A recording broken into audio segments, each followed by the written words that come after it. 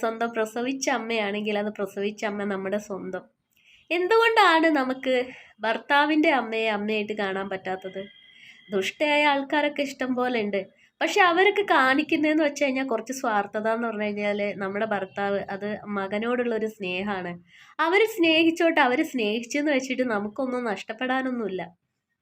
ഒന്നുമില്ലെങ്കിലും ചില സ്ഥലങ്ങളിൽ ഉള്ളത് ഞാനൊന്നും പറയുന്നില്ല, എങ്കിലും ഞാൻ പറയാണ്. ഒരു മകന് ജന്മം കൊടുത്ത് കല്യാണം കഴിച്ച് വന്നു കഴിഞ്ഞാൽ ആ പെൺകുട്ടി എന്താണോ പറയുന്നത് അതിനനുസരിച്ച് ആ മകൻ അമ്മയെ തല്ലുക, തെറി വിളിക്കുക, ഭക്ഷണം കൊടുക്കാതിരിക്കുക, അങ്ങനെ ഒരുപാട് സംഭവങ്ങളുണ്ട്. അപ്പം ആ പെൺകുട്ടി ശരിക്കും ആ പെൺകുട്ടിയുടെ വീട്ടിൽ ഇങ്ങനെയാണോ പെരുമാറുക എന്നൊന്നും എനിക്കറിയില്ല. അതിപ്പോൾ ആൺകുട്ടിയാണെങ്കിൽ പോലും വന്നു കയറുന്ന ആ പെൺകുട്ടിയുടെ അമ്മയെ അച്ഛനെ സ്വന്തമായിട്ട് കാണണം.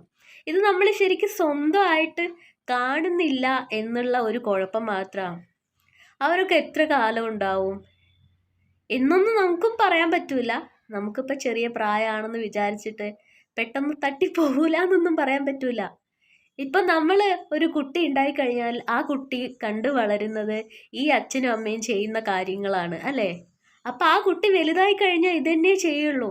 പണ്ട് നമ്മളൊരു കഥ കേട്ടിട്ടില്ലേ, അമ്മയ്ക്കും അച്ഛനും പ്രായമായ അച്ഛനും അമ്മയ്ക്കും കൊടുക്കുന്ന ഒരു തകരത്തിലെ ഒരു പാത്രം, പണ്ടുള്ള ആ ഒരു പാത്രം ജയിലിലൊക്കെ ഉള്ള സമയത്തൊക്കെ കൊടുക്കുന്ന ഫുഡ് കൊടുക്കുന്നത് നമ്മൾ സിനിമയെ കണ്ടിട്ടില്ല, വൈറ്റ് പെയിൻ്റ് അടിച്ച്. അപ്പം ആ കുട്ടി അന്ന് എടുത്തു വെച്ചപ്പം അവർ രണ്ടുപേരും മരിച്ച ശേഷം ആ കുട്ടി ആ പാത്രം എടുത്ത് മാറ്റി വെക്കും. ചെറിയ കുട്ടിയാ. അപ്പം ചോദിച്ചു, അമ്മ നീ എന്തിനാ ഈ പാത്രം മാറ്റി വെക്കുന്നത്? അത് അമ്മയും പ്രായമാവില്ലേ, അച്ഛനും അമ്മയും പ്രായമാകുമ്പോൾ ഫുഡ് തരാൻ വേണ്ടിയിട്ടാണ്. അതിൽ ഏറ്റവും വലിയൊരു മെസ്സേജ് ഇല്ലേ? കാരണം ഇവർ ചെയ്യുന്നത് ആ കുട്ടി ക്യാച്ച് ചെയ്തിട്ടാണ് കുട്ടി അത് ചെയ്യാൻ വേണ്ടിയിട്ട് നിൽക്കുന്നത്. അപ്പം പ്രശ്നം നമുക്ക് തന്നെയാണ്. നമ്മൾ സ്വന്തം അമ്മയായിട്ട് കണ്ടിട്ടില്ലേലും വേണ്ടിയില്ല, ഉപദ്രവിക്കാണ്ടിരിക്കുക. അവർക്ക് അവരുടെ ജീവിതത്തിൽ അവരെ മണ്ണ്, അവരെ വീട്, അവർ സുഖമായിട്ട് ജീവിക്കട്ടെ.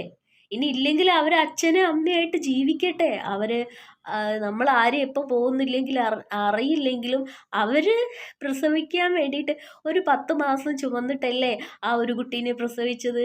ഒന്ന് ആലോചിച്ച് നോക്ക്.